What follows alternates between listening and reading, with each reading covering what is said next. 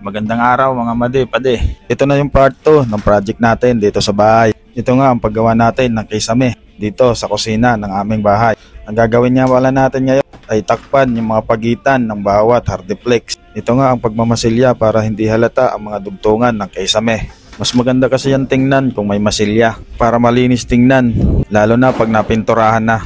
At dyan nga sa part na yan ay namasilyahan ko na yung pinakamahaba na dugtungan dyan nga sa bandang gitna.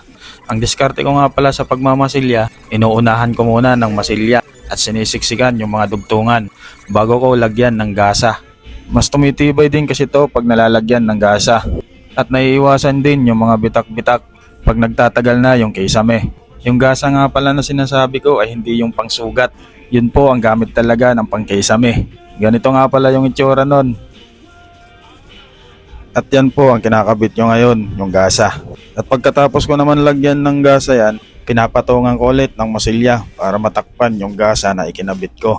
Para di siya bumakat pag pininturahan na natin. At ngayon naman nasa dulo na tayo, doon na tayo magmamasilya yung mga kantuhan. Mahirap nga pala magmasilya sa mga kantuhan, diyan ako nahihirapan.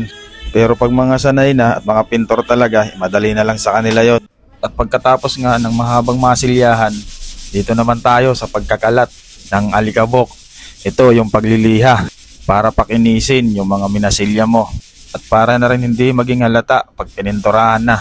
Mas maganda kasi tingnan pag walang bako-bako, lalo na pag maganda talaga ang pagkakaliha mo. Sa pagliliha nga pala, kailangan ng konting tiyaga at hindi minamadali. Yan nga pala ang turo sa akin ng aking kaibigan na magaling na pintor.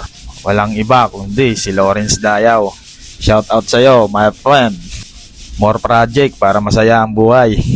Balik naman tayo sa ating nililiha. At hindi ko na rin namalayan, nasa bandang dulo na pala ako. Malapit na rin natin to matapos. Ang sunod naman natin gagawin ay yung pagpipintura na.